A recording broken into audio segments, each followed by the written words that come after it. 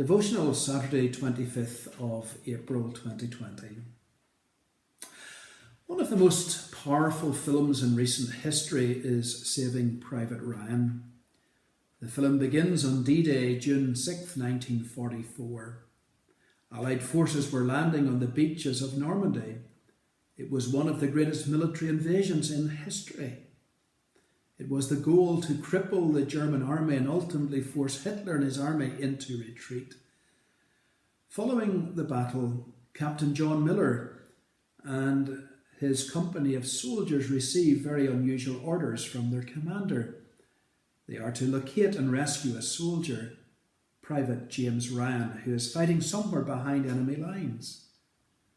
We are told that Ryan and his three older brothers enlisted in the army. And what Private Ryan doesn't know is that all three of his brothers died during the Normandy invasion. And to spare Private Ryan's mother the anguish of losing all four of her sons, Miller and his men must find James and bring him back alive. As Miller and his men move deeper into enemy territory in search of Ryan, they engage in an intense debate about why one man's life is so important that they should risk theirs. This Ryan better be worth it, Miller says. He better go home and cure some diseases or invent a new longer-lasting light bulb. But despite their misgivings, Captain Miller's band of soldiers bravely carry out their orders, with several of them paying the ultimate price as they successfully locate and rescue the young soldier. And in the final battle scene, Miller takes a bullet that will ultimately cost him his life.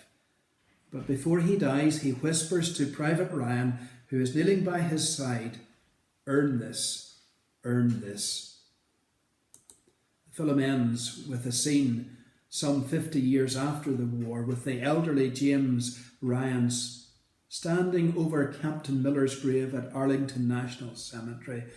With a trembling voice he says, "Every day I think about what you said to me that day on the bridge. I've tried to live my life the best I could. I hope that was enough. I hope I have earned what you did for me." Ryan, you see, was plagued by the realization that he could never do enough to earn what Captain Miller and his men did for him. Contrast that with Jesus, who gave his life so that we could live. His dying words were not "earn it." Instead, he said, "It is finished." Had Jesus said, "Earn this," you would have quickly come to realize that there's no way to earn what it costs for Jesus to give his life for yours.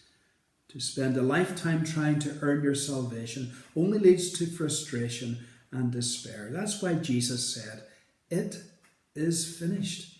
He declared once and for all that nothing more needs to be done. You do not have to earn it. The free gift of salvation is yours. No strings attached. Just believe and accept him as your Saviour and friend.